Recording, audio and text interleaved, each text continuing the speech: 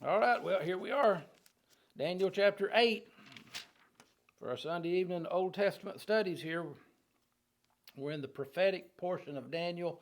Daniel chapter 8 is a prophecy that was fulfilled within a couple of hundred years after Daniel prophesied it. But when you come to the end of it, it's quite obvious that it wasn't just there for then. It's expanded on out to the end time too. And you can look at some of the things that happened just a few hundred years after the prophecy of Daniel that is very strong types of what's going to happen on a worldwide basis with the Antichrist at the end. So chapter 8, Daniel starts out, he dates it again. He said it's the third year of the reign of King Belshazzar, the last king of Babylon, which that's the third year. If you look back to chapter 7, verse 1, the last vision he had was the first year. So there's 2 years taking place between 7, 1, and 8, verse 1. So he says the vision again, he's going to record it for us. It appeared unto me, even unto Daniel, after that which appeared unto me at the first, or the one noted for us in chapter 7, verse 1. He says very specifically in verse 2, where he was at and all how this happened to. He said, I saw in a vision, it came to pass when I saw in my vision, I was at Shushan in the palace, which is in the province of Elam, and I saw in a vision, I was by the river Ulai. Very, very specific, exactly where he was here. And then I lifted up my eyes and saw. Now, as his previous vision and last one, I remember all these different beasts and things that come up. It's going to be like that. He's going to see these animals in a vision again. He says, when I lifted up my eyes and saw, verse 3, behold, there stood before the river a ram which had 2 horns. And the 2 horns were high, but one was higher than the other. And the higher came up last. Now, I can tell you exactly who this is, and this doesn't come out of any commentary.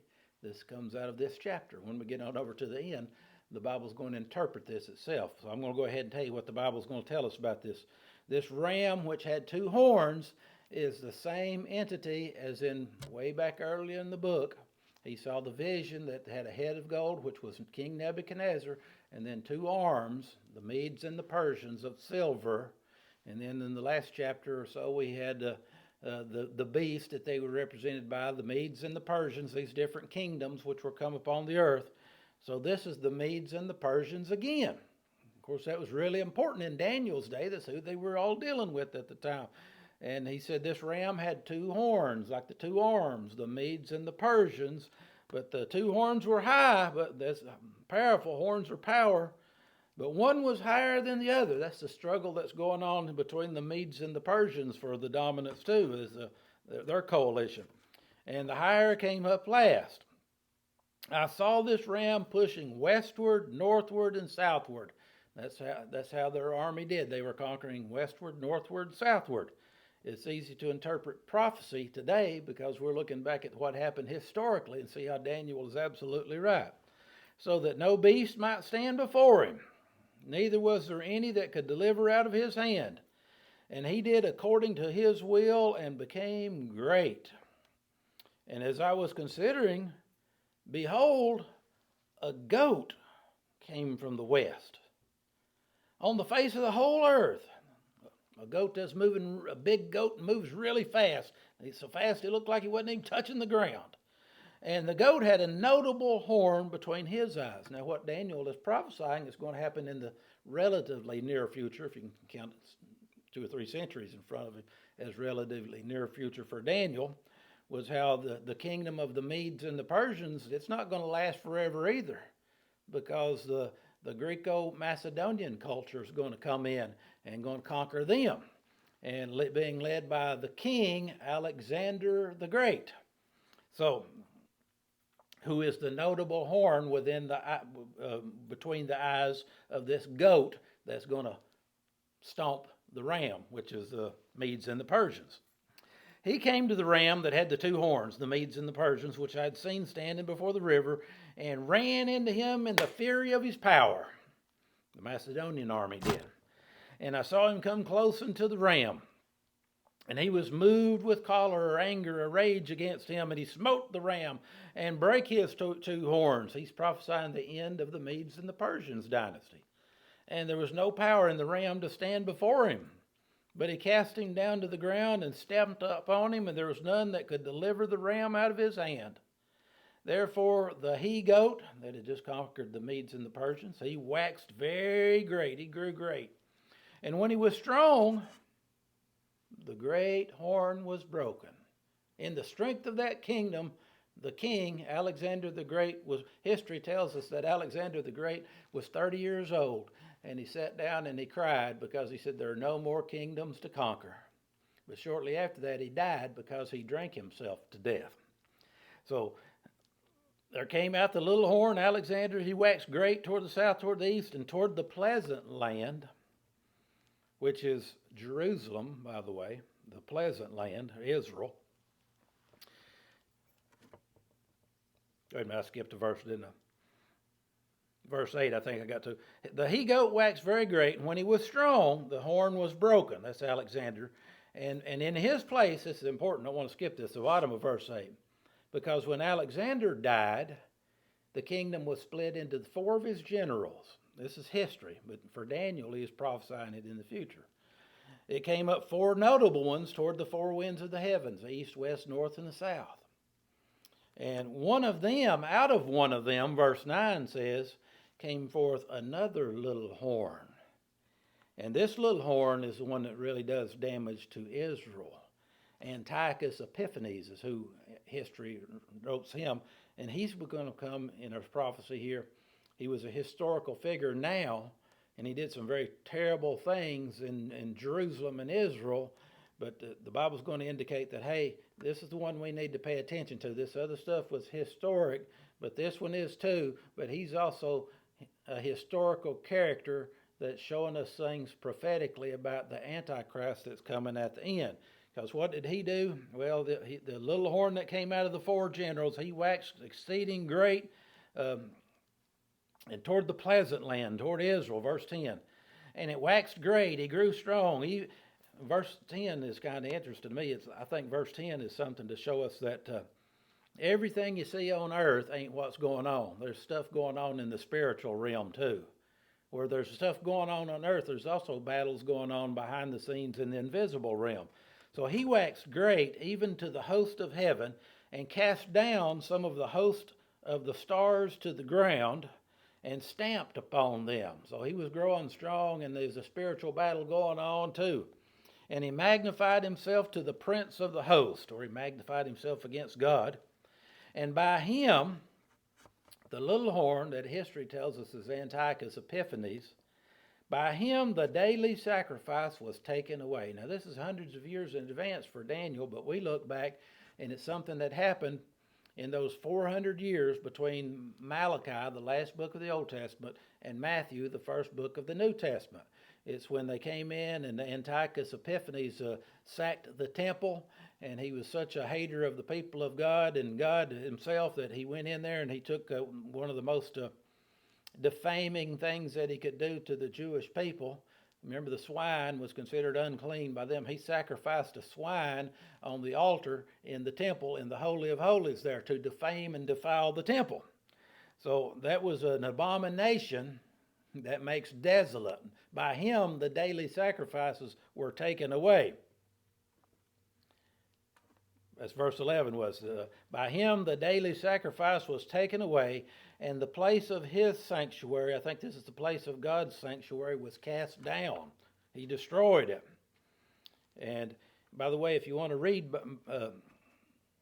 extra biblically about this is stuff that happened between the Testaments in the intertestamental period. And it's the story of Judas Maccabeus, the hammer, who rose up and led the Jews to drive Antiochus Epiphanes back out of Jerusalem. And they rededicated the temple. And the only thing that's written about that in the Bible is by the time Jesus comes along in the book of John, it's just kind of a side note that he's doing something, and John writes, and it was at the Feast of the Dedication. That's a annual ceremony that they had each year remembering what they had done to take over the temple in Jerusalem again. So verse 12, A host was given him against a daily sacrifice by reason of transgression. Transgression is another name for sin, stepping over the line. It actually means stepping over the line with God.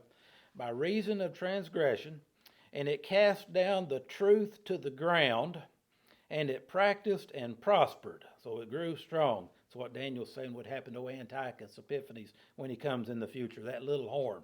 Remember, the Antichrist is also called the little horn that comes out of the 10 horns. One of the things he does is cast the truth to the ground. You see that, and people are trying to do that today. They bury the truth and cast it to the ground. Then I heard one saint speaking, one of the holy ones speaking, verse 13. Which saint just means holy ones, by the way. And Christians, I'll tell you something, either you're a saint or you ain't. There's nothing in between. You're one of the holy ones or you're on the wrong side. If you got to make your peace with God through Christ, and you'll be a saint too. Then one saint, speaking another saint, said unto a certain saint which spake, he heard all these holy ones talking. Says, Daniel's recording for us what they're talking about. They said, how long shall the vision concerning the daily sacrifice and the transgression of desolation, which Jesus refers to as the abomination of desolation, which had already occurred, but he talked like it was a big one that was really coming in the future, to give both the sanctuary and the host to be trodden underfoot. How long will Jerusalem be trodden underfoot of the Gentiles? And he said unto me, very specifically in verse 14, be 2,300 days, 2,300 days, which when Antiochus Epiphanes was doing his thing and destroying everything, it was about 7 years, which was 2,300 days, until the sanctuary be cleansed.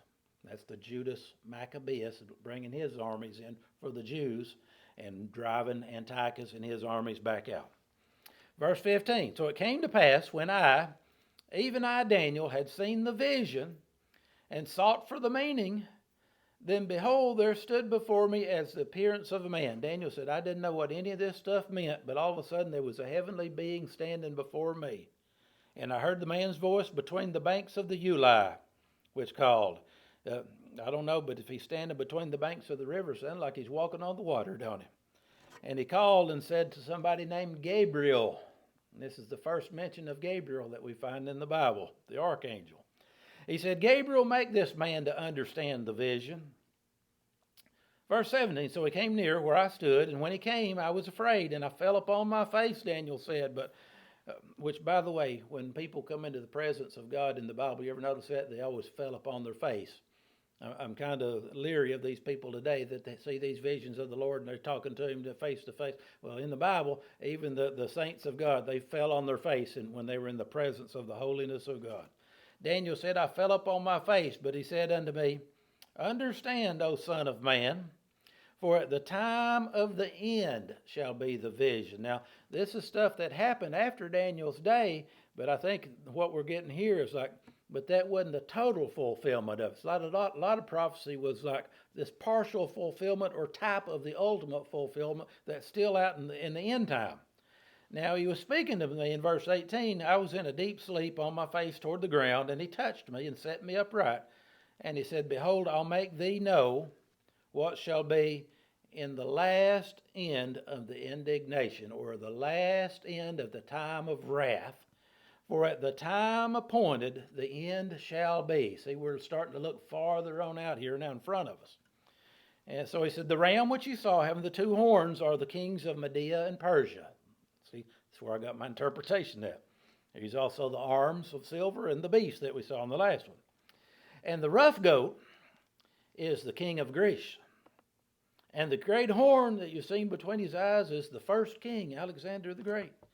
Now that being broken, whereas Alexander dies, drink himself to death, 4 others stand up to take and divide his kingdom. 4 kingdoms shall stand out of the nation. But it'll not be in his power. It'll never be as great as it was in Alexander's day again. For the Antichrist, now he's not going to be in his power either. He's going to be getting his power from Satan. And in the latter time of their kingdom, when the transgressors are come to the full, a king of fierce countenance and understanding dark sentences shall stand up. So it's kind of like, okay, we're moving from Antiochus who was a part or a type to all the way out here to the very end time when a king of fear, a leader of fierce countenance and understanding dark spiritual things is going to stand up. And by his power shall be mighty, but not by his own power. See, his power is coming from Satan. And he'll destroy wonderfully or terribly. And he shall prosper and practice. And so he'll grow and prosper and practice. I've often looked at this and I thought, maybe under him for a little while everybody's going to get behind him, because you think, how's so many people going to follow the Antichrist? And well, he's maybe doing some good things at first, and people are getting on board, and things are prospering and practice here. And he shall destroy the mighty and the holy people. He's going to be against the church. He's going to do everything he can to, it may start out like it is now, just some subtle persecution, and then maybe some legal persecution. But then it'll just get worse and worse and worse until they'll actually be destroying or trying to exterminate the people of God. What Hitler tried to do the Jews. It's what Antichrist tried to do the Jews. And through his policy shall he cause craft to prosper in his hand. And craft can also be interpreted here as deceit prospers in his hand. That's how the devil works. He's deceitful. He'll call good evil. He'll call evil good. Craft here, think of it this way, like witchcraft will prosper in his hand. And he'll magnify himself in his heart. He'll be so full of pride. He'll be all lifted up and arrogant. And the New Testament says he's so prideful that he's going to declare himself to be God. And by peace shall destroy many. So that's that deceit thing. It looks like he's doing good. He's making some kind of agreement to bring world peace, and everybody's like all on his boat here. And he shall stand up against the prince of princes. And that's what you got to watch now. He's going to stand up against Christ himself. But here's what I take comfort in. It may be bad toward the end, but it says, but he'll be broken without hand. The Lord Jesus is going to take care of him. Now, here's what I would say about this verse, folks. Now, I know that people do this. Watch who you vote for. I don't know if he'll be an American or somebody, but just watch who you vote for, because there's other antichrists in all different countries too, and maybe they're offering something that looks really good economically or really good, in on the world stage or something like this. But morality matters. There's how the Christian all looks. Says now, if they're pushing something ungodly that we know is unbiblical, don't touch it, no matter how much the other part looks. Don't hold your nose and vote for them when they're pushing for abortion and homosexual agenda and all that stuff, because Christians just can't go there. You denounce your Christianity if you're going to go there, but you can't be both. Morality matters. And the vision of the evening and the morning which was told is true, verse 26. And now the heavenly visitor tells Daniel, says, shut up the vision. Shut thou up the vision, for it'll be for many days. It's way off, Daniel. It's way after your lifetime, Daniel. But why do you want Daniel to know about it? Because he wanted Daniel to write it down in a scroll that eventually became part of your Bible, so that we would have it. And the ones maybe, if we're not the last generation, then the ones that are after will still have it. To watch out for these things that the preachers are warning you about today, that morality matters, because there's somebody coming and they're going to be a political leader and they're going to lead you down the wrong direction, and you'll think that they're doing good, and it's deceit and satanic stuff, and it's taking you and the rest of the nation following toward hell. It'll be for many days, Daniel. Verse 27, Daniel says, after that I fainted, and I was sick certain days afterwards. After he got over being sick, what did he do? He said, I got up and went back to work. That's what we got to do. It says, shut up the vision. It'll be for many days. He said, I got sick after that, but then I got well. I rose up and did the king's business. I went back to work. And I was astonished at the vision, but none understood it. Now, you know why nobody in Daniel's day understood it? Because it really wasn't for Daniel and his people. But it may be for us, so we ought to try to understand it. God preserved it in this holy record that we call our Bible, so we do the best we can try and interpret prophecy. And the best way to interpret it is when you can find stuff written about it that's on over here. And the best commentary on the Bible is if you can find the New Testament commentating on the Old Testament. That's Hebrews is a good one. We'll see you next time.